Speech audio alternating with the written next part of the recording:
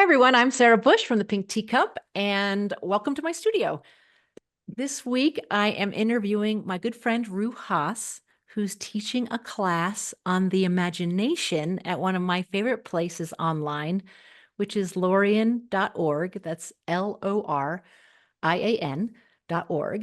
And I am going to be her teaching assistant in that class. It starts on January 30th.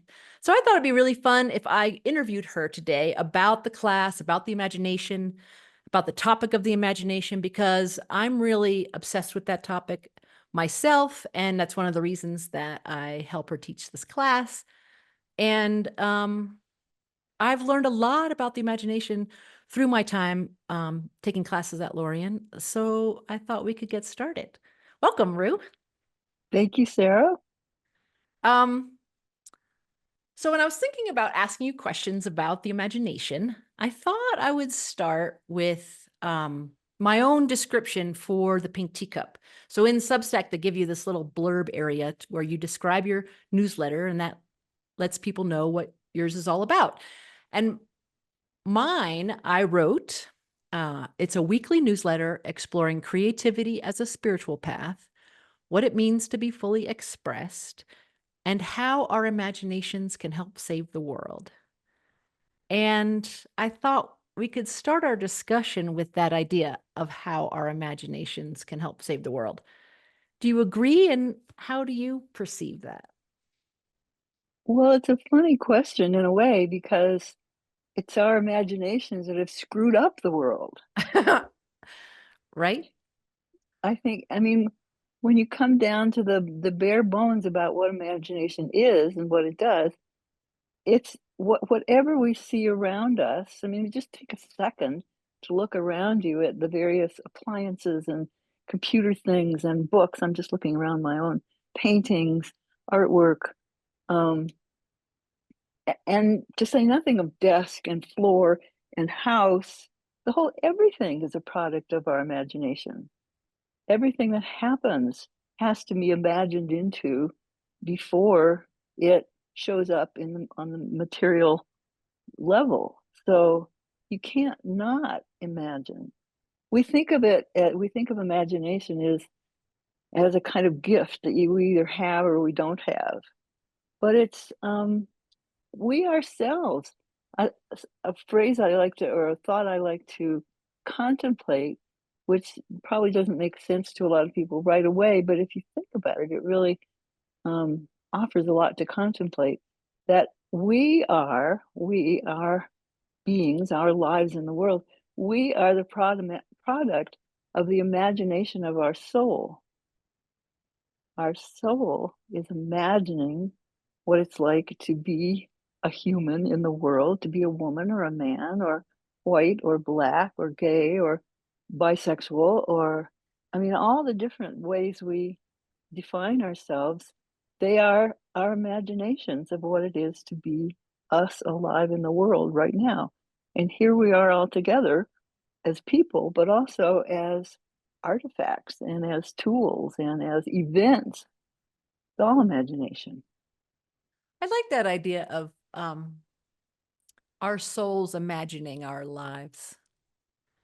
And you can extend that to the earth that, we often use the term Gaia as meaning kind of the soul of the earth. So you could say that the earth is the living out of the imagination of Gaia.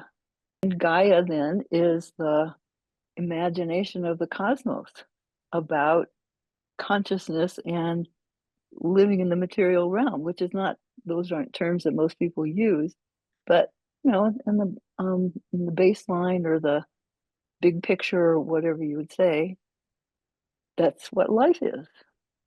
And the cool thing about knowing that is that it's not set in stone. We're not living a storyline that we're not reading our lines.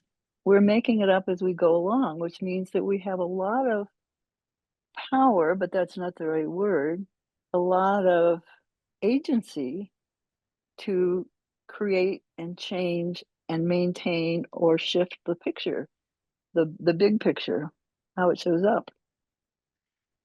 And I agree, of course. And I think of the imagination as our birthright, really. But I also feel like most people don't really feel that connected to their imaginations, or they don't think they have a good one, and kind of perceive it as a deficit, kind of in the same way that a lot of people, like when I did creativity coaching in New York, I mean, people couldn't tell me they weren't creative fast enough. It was the first thing they wanted to tell me, make sure we were clear. They themselves were not creative. Let's get that out of the I have a way. thing about the damage that our third grade art teachers did to our entire lives. And and what's interesting to me about that is I think that people, like a lot of people, and I think that it's the message of our culture that the imagination is actually for children, because imagining things is a part of playing. And And it's not real. that's right. And that the imagination, and so it's for children because it's about playing, or it's about making art and creativity, which honestly I think a lot of people also attribute to childhood and not something that adults take the time to do. And Unless they're real artists yeah, right. And then so it's like like you. the imagination has been sort of put in a box, a childhood box, a playing Yeah, box. And then put it like on the what shelf, yeah, and then we go yeah. to school And I and mean, I've get actually destroyed. experienced hostility from people, like sort of like that I would allow myself to Ooh, really? play. Yeah, yeah, shocking. To be like that, art making and playing and very self-indulgent or something, But which is that's kind of wild to me. it's it is, and it's a really good example of how our imaginations take over, kind of. That's a whole imagined scenario of what it means to be an adult woman in the world with creative gifts. It's a Yeah, very right. limiting imagination of what's possible. And even last year in our imagination class, several people commented that they felt like they didn't really have much of an imagination.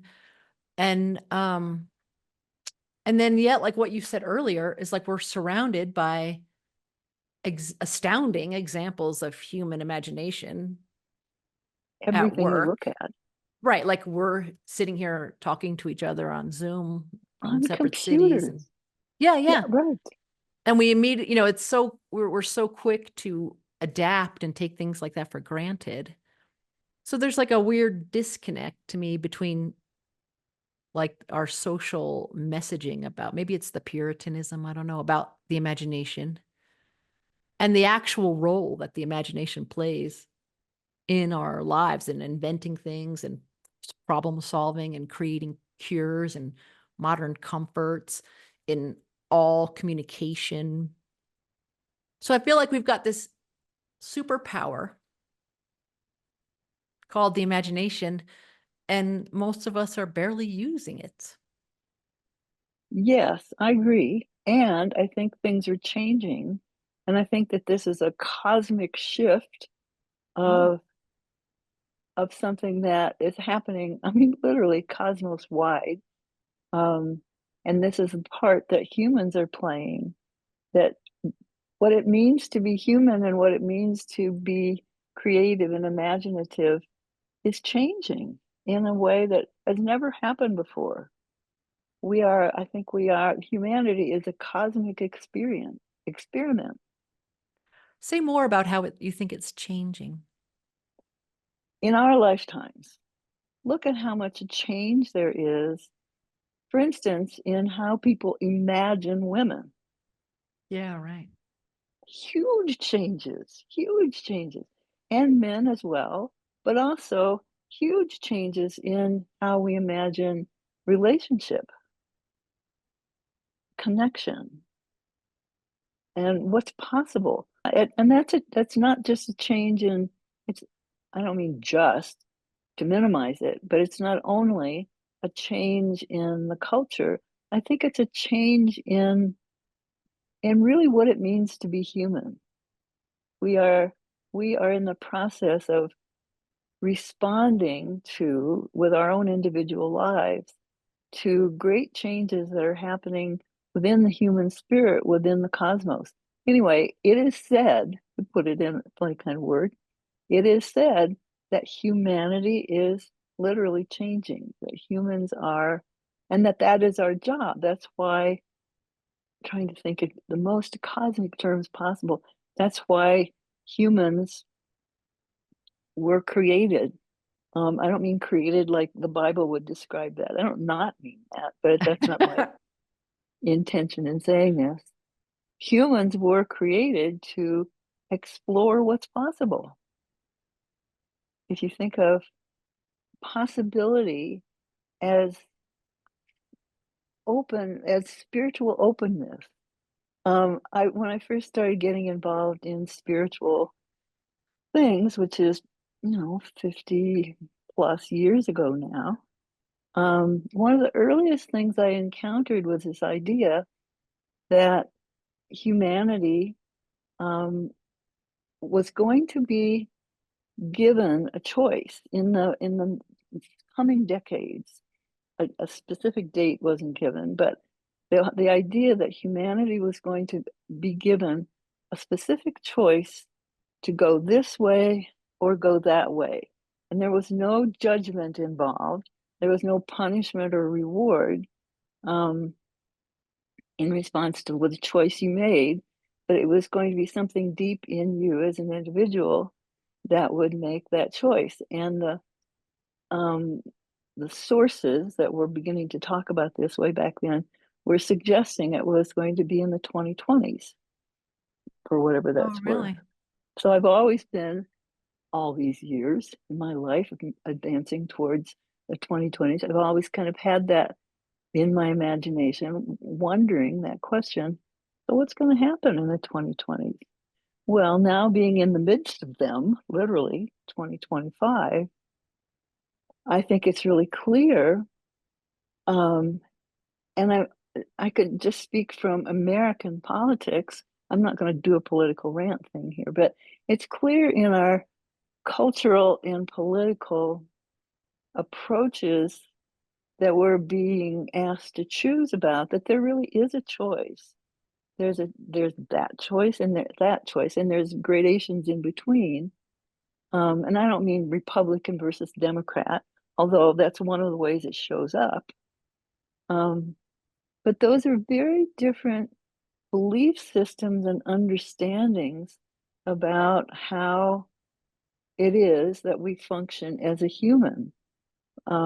Do we, and I think in a feeling sense, to me, it seems like it comes down to, do we feel like it's really important to be constricted and follow a certain schedule for a certain set of rules, a certain set of expectations?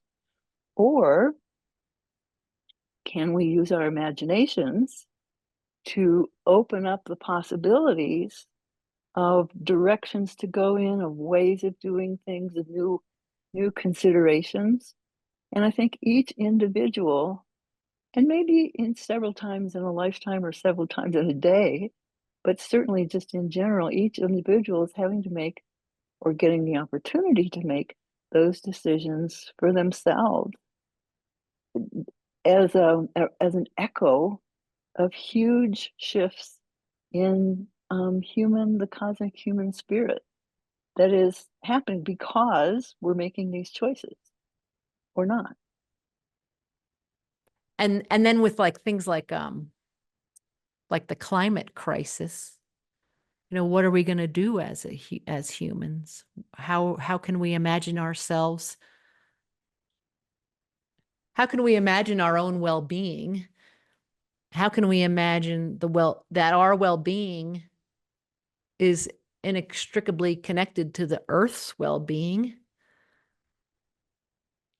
And how do we imagine ourselves forward? And sometimes I wonder, like, people in their individual lives, it feels like a lot of these machinations are happening outside of, there's a helplessness that you can feel about choices that are made or structural aspects of society that you aren't happy about.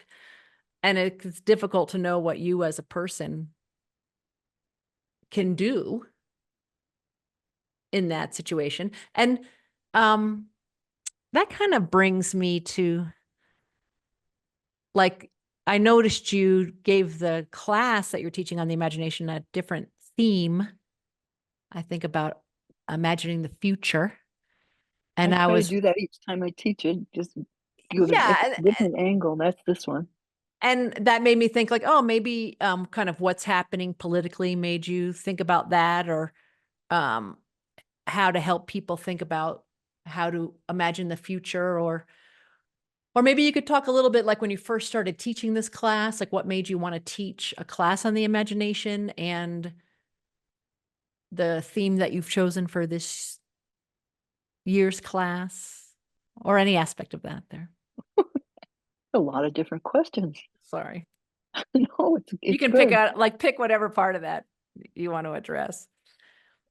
Well, starting with the just why imagination altogether, um, why teach a class on imagination? And for me, teaching is not because um, I know and I'm sharing what I know. I'm teaching what I know to the people that don't know. I don't think about that way at all. I think of teaching as a way of learning for me. It's a way of challenging myself to understand something that I don't understand yet so that I can invite, and that's an important word there, I can invite other people to join me in the exploration. Anyway, imagination seems to be, to me, the doorway. If we can open our imaginations, we open the possibility of um, motion, of moving, of expanding, of deepening. It leads us out of feeling stuck and constrained and structured in a negative kind of way, although we still have the choice.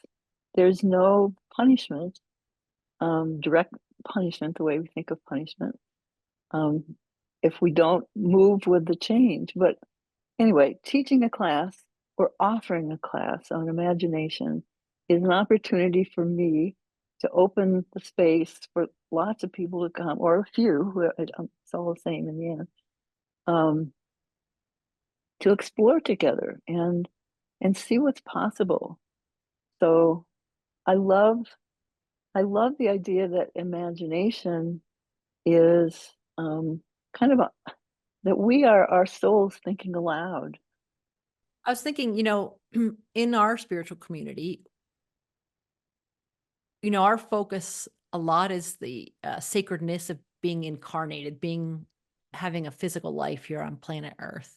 That is a spiritual experience itself. And that, in fact, everything on the planet is sacred and has a presence And is alive and is alive in its own in a way. in a variety of ways, Yeah. not just like how we are. It's life And that expressing itself.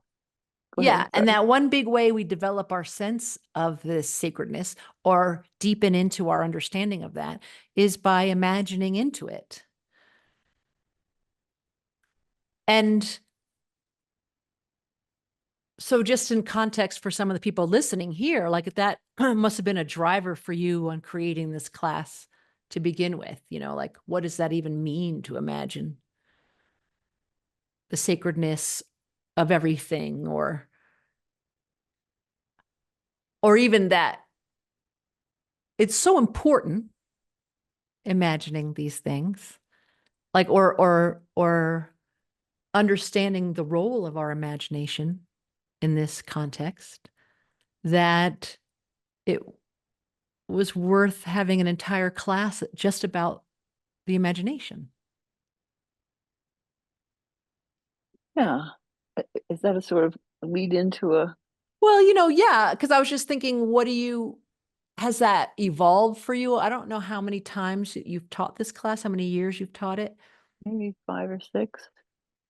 And as you said, you'll change the theme depending, I would reckon, on what's happening around us or what feels kind of And what I'm learning, right, right. So Could you talk a little bit about maybe like imagining into the sacredness of everything, or how we might talk about that in Lorien? Or Well, how about before we did this, you and I talked a little bit about this practice, this sort of imagination practice that I offer in my classes about understanding how to deepen into something um, with the understanding that imagination is relationship. It's not all the other things the way we would describe it. Imagination is relationship. And so there's this exercise or practice I like to do in classes, which you have done, about imagining into, and in my mind, it's becoming something else. And I choose a tree often. Would this be a good time to? yes, but I would first like to talk a little bit about that, because I think imagination as relationship, which I've also written about in the Pink Teacup, I think that feels a little new for people. Oh, it's totally new. New. It's Consider, new like, what meaning, does that right? mean?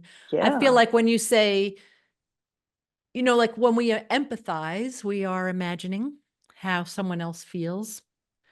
And that is an expression. I don't think people necessarily, even though they say, I can just imagine how you feel, realizing that they're really using their imaginations in that moment to connect, to relate. and so that is. I'm jumping in before you're finishing your sentence. But No, yeah. that's where the relationship idea comes in for me, through connection. In order to, I mean, empathize. We talk about this all the time, but we don't really pay attention to what we're saying. What we mean by empathize or connecting, or uh, mm, the way you were describing it, is that some part of it goes out, some part of us goes out and sort of becomes the other person.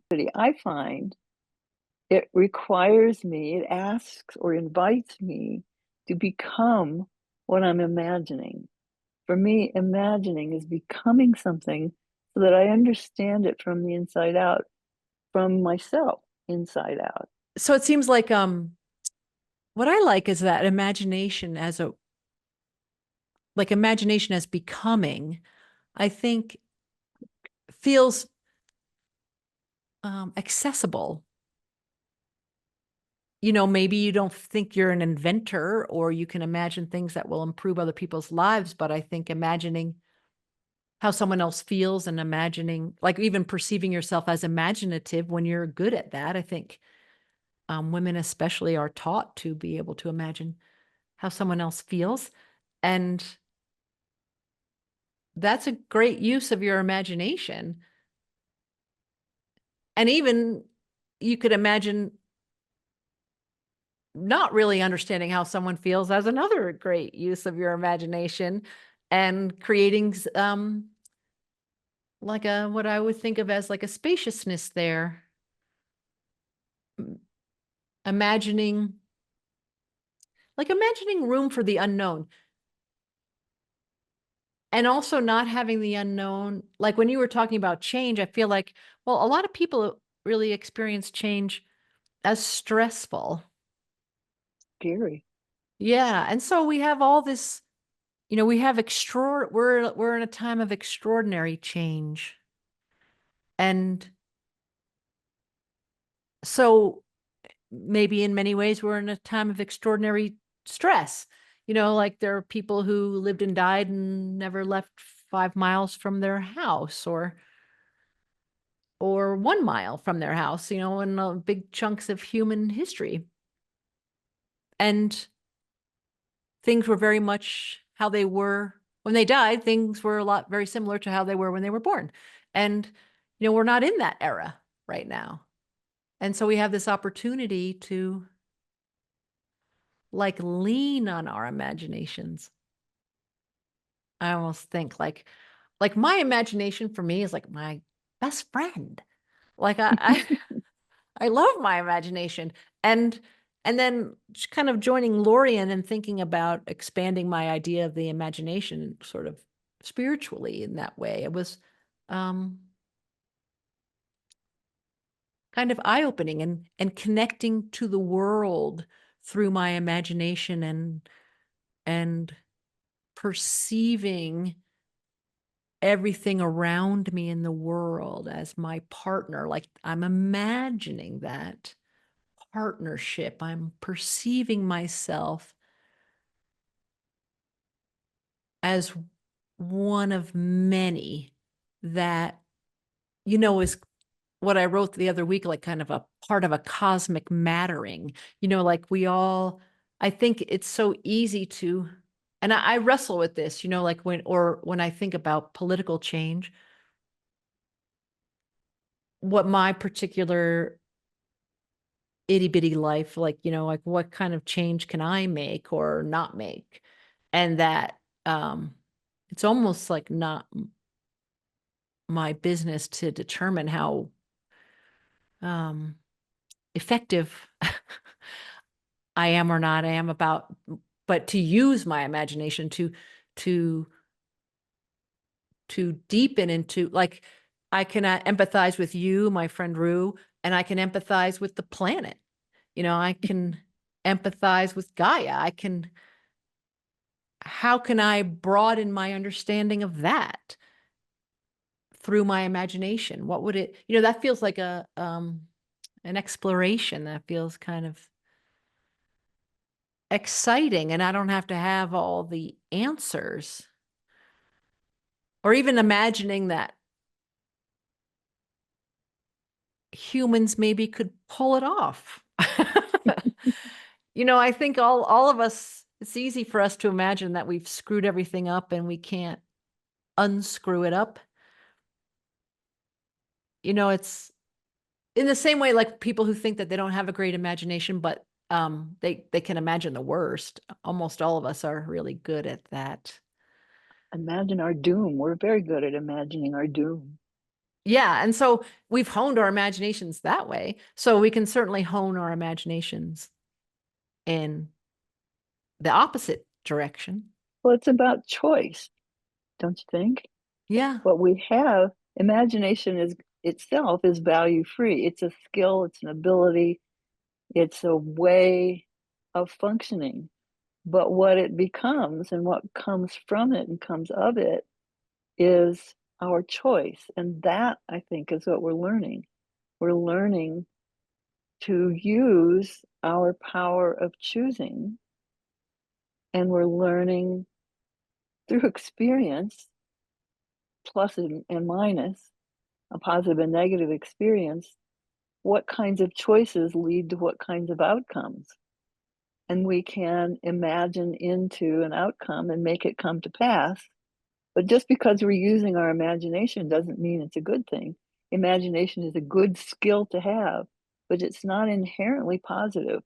We bring positivity or negativity, we bring creation or destruction to whatever we're imagining. That the imagination is the skill, but we bring the choice about the values.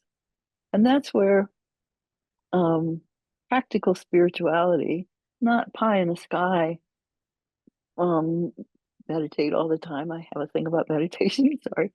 Um, it's not that kind of spirituality. It's about knowing, feeling in your body what's right and feeling what's wrong and guiding yourself through those principles. It's a living imagination, a living choice. And That's what almost that makes imagination me is. think it's almost like, it's important to take responsibility for your imagination, Totally. Exactly. and that even doing that is doing something vital. And then knowing how to take responsibility comes from choosing how you want your body to feel, how you experience the embodiment of that choice. The incarnation of that choice in you is how your body and your presence shows up in the world. And if you want to feel good, you make certain choices. And if you want to feel screwed up, you make other kinds of choices. But being a human is learning how to make those choices and learning to feel into which ones are right for you and right for the results that emerge. We have to reimagine who we are and what's possible. That's what I mean, I think, by the change that humanity is going through. We're learning slowly, but we are learning to reimagine what's possible. And when people feel overwhelmed by like the cruelty in the world or the terrible choices, and I think it feels hard for them to think that we're that we're kind of improving.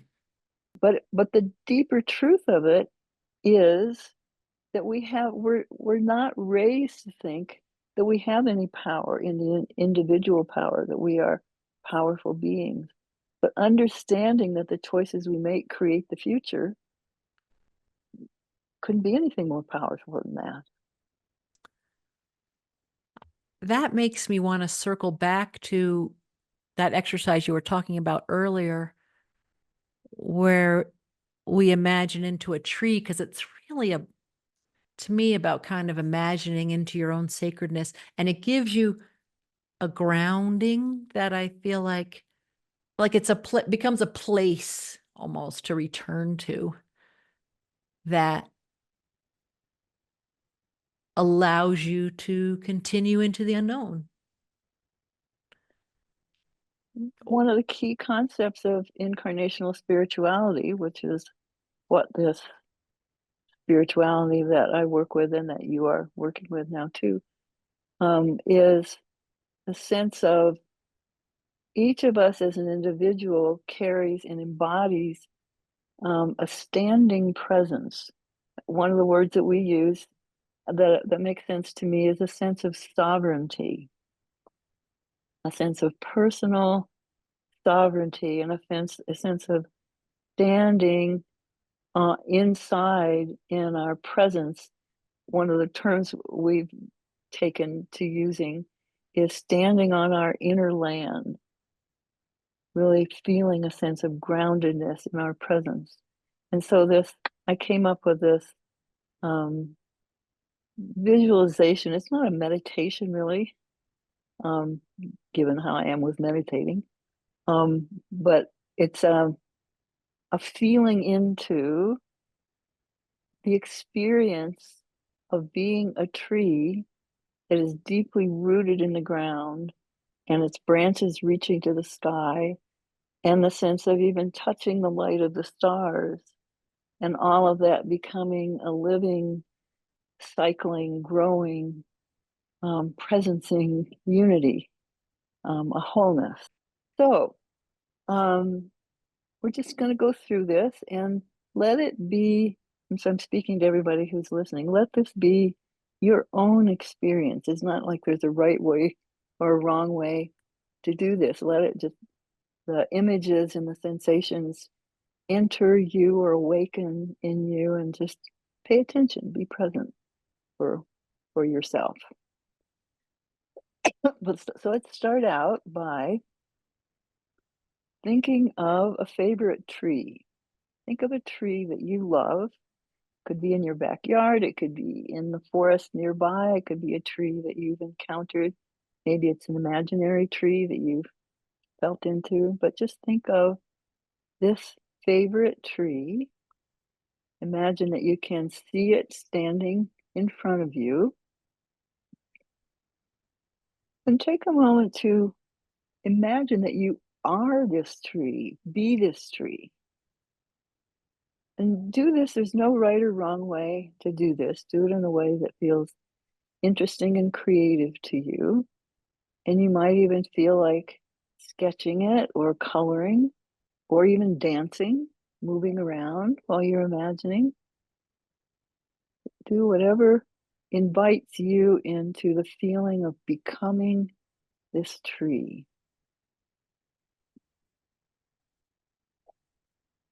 And now, in your imagination, fill your branches, being this tree, fill your branches with sunlight. Fill your branches with singing birds. Imagine that you can feel leaves growing from the twigs at the end of your branches.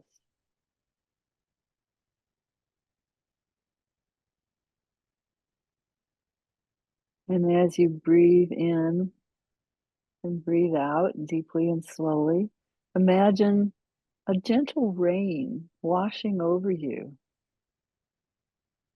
washing you clean.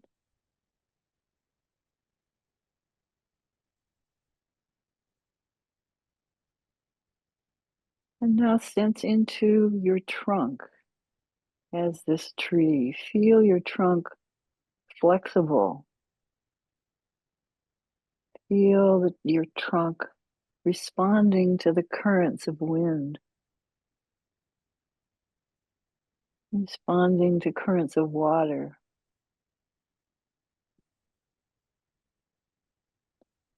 Feel yourself bending but not breaking. Feel yourself powerful and steady deep in your roots.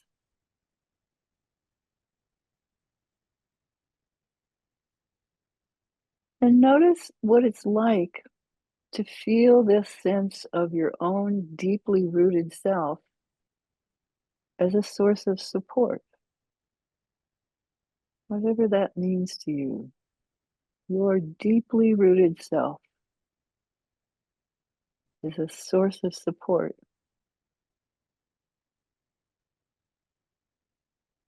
And now imagine seeing and feeling light from the sun and light from the stars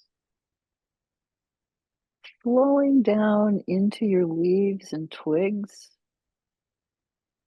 Imagine your leaves drinking in, soaking in light, starlight, sunlight. Imagine light flowing from the stars and the sun down into your trunk. Imagine into your trunk filling with running, living energy.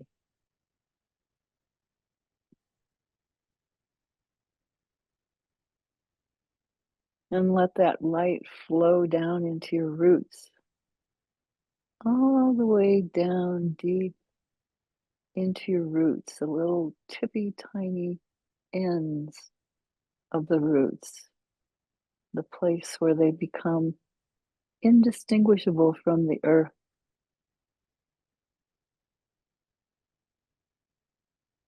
And as you breathe into your own body's trunk, imagine the breath flowing all the way down into your toes,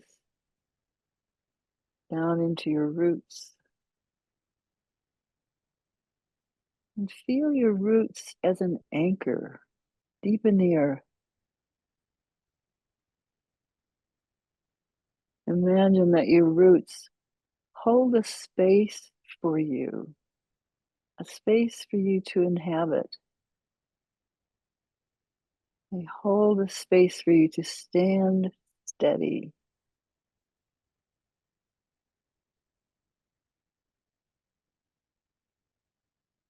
And imagine the impulse of your roots wanting to grow deeper into the earth. Feel how the earth draws and calls your roots deep into the soil. And feel how your roots draw on the nourishment they find deep in the earth.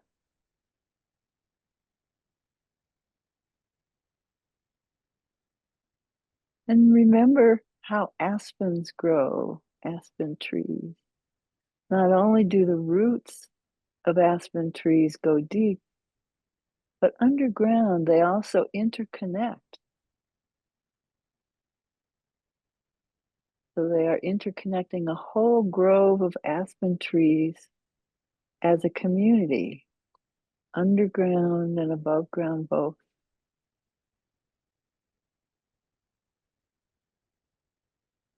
And think of what we are learning about the mycelia.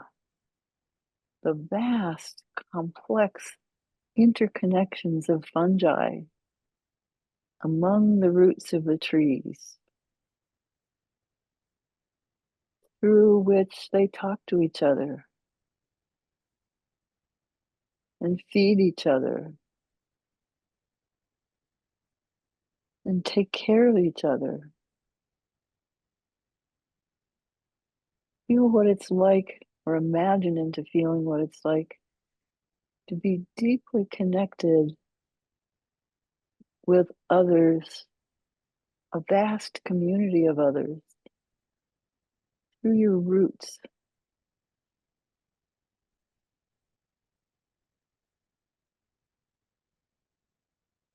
And come back for a moment to think of, as a human being, think of the roots of your life and the important ways that life energy connects in your life. How you're connected with people, feel into your sense of community in whatever way you experience it. It may be family, it may be your town, it may be the forest, it may be all growing things, it may be the angels.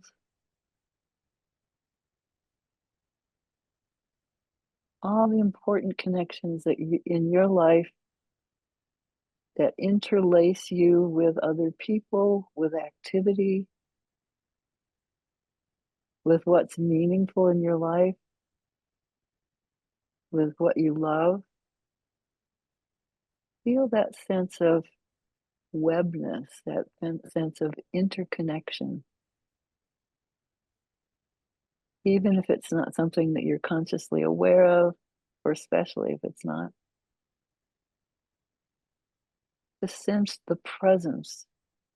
Sense yourself able to rest in the presence of deep connection through your roots.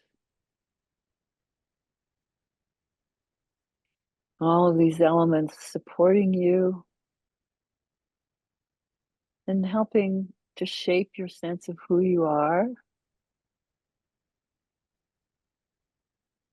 your strong presence in the world, rooted in the earth, from the earth, part of the earth.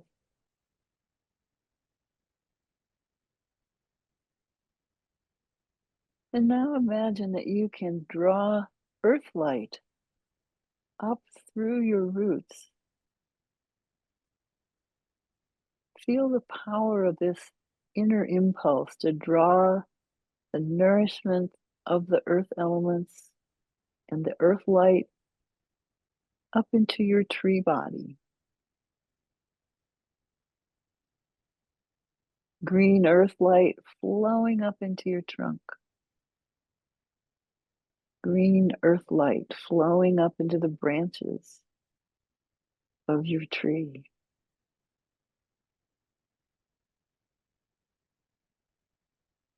And feel the light of a living yes flowing up through the earth, flowing up through your trunk, reaching out into your branches, and out into the tiny twigs at the ends of your branches.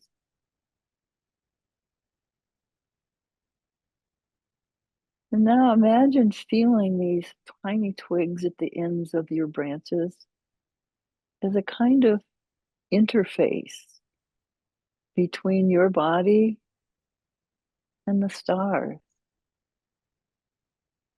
like the aura around your body, the electromagnetic field.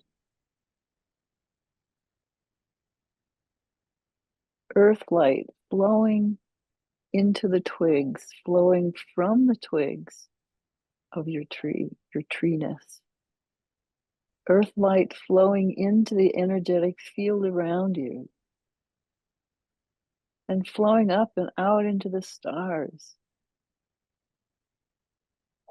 Imagine earth light lighting up the stars.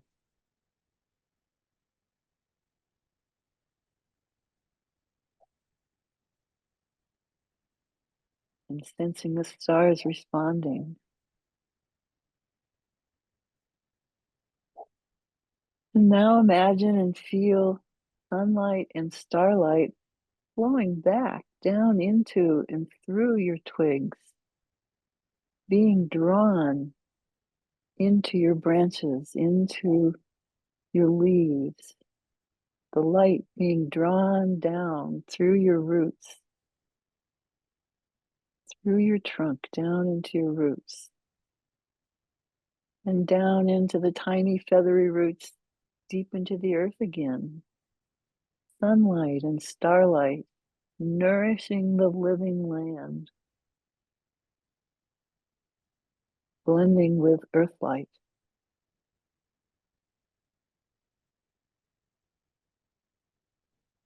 Then take some deep breath and imagine how this light of the stars and this light of the earth meet in you. You might imagine that they meeted you in your chest, in your heart. Feel that sense of blending and imagine that it's creating a light that is somehow specifically you, a U-shaped blend of starlight and earthlight. And you stand in an oval of light that surrounds you on all sides, top and bottom. You are held in the circle of your own self-light, created from starlight and earthlight and the light of life itself. Imagine and feel your whole self as this field of living energy. It forms a kind of a bedrock in which you inwardly stand, like a tree. This bedrock that helps you to feel yourself and to feel powerful and steady as a person, rooted in the earth, rooted in your body, rooted in the stars, rooted in the sunlight.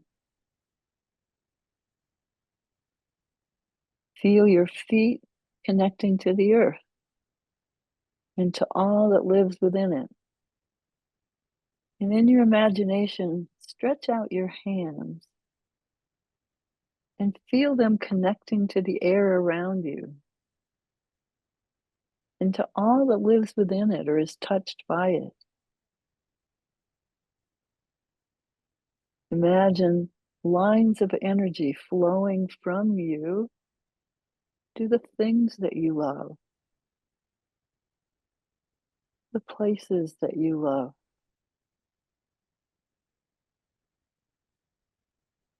the animals that you love, the people that you love.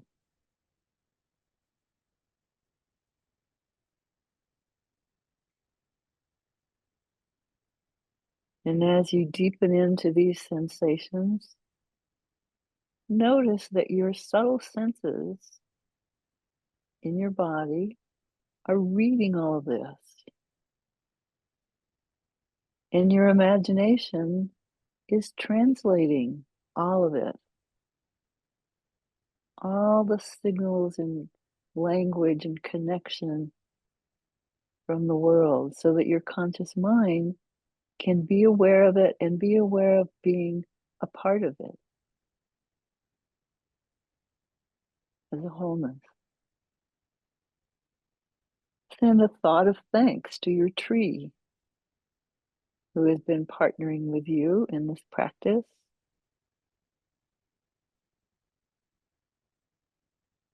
Let yourself rest for a moment in this consciousness of connection, of wholeness, that being in your body in all the ways that you inhabit it provides.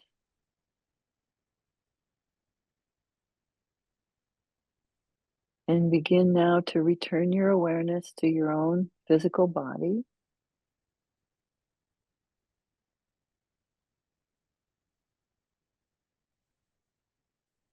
And imagine how this standing presence that you are can help to hold a spacious, steady calm in the turbulent flow of the world, no matter what. Just take a moment to really establish an awareness in yourself of that standing presence, spacious, steady calm that is your birthright of being human in and on the earth. And now make a promise to yourself or a suggestion to yourself that going forward in the coming days, before you speak or respond to a situation or a conversation or a person, before you make a decision, before you watch the news or deal with a challenge, and especially before you create something, pause to remember your experience of being a tree, of standing on your inner land, filled with flowing light that radiates from you and touches everything around you, always.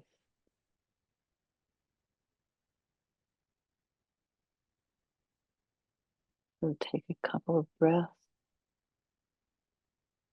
and when you're ready, bring your attention back to our moment here that we're sharing together.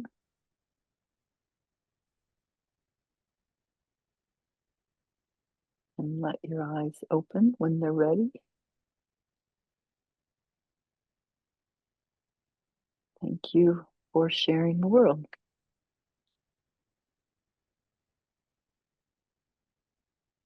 Thank you, Rue. That was lovely. I so appreciate you taking the time to be interviewed. And the imagination class starts on January 30th, and I will put a link in to the post that people can click on if they just want to learn more about the class, if they want to register for the class. But, you can just check out more about it without committing. It is almost hard to explain the value to me. Like I thought, this is such a big deal, this imagination piece. And it's um it's almost like as you start to do it, then you start to realize that, I think. When you embrace doing it, it's not just an abstract idea. You start to try to do it. And that's the whole idea of the work that we're doing that we call incarnational spirituality.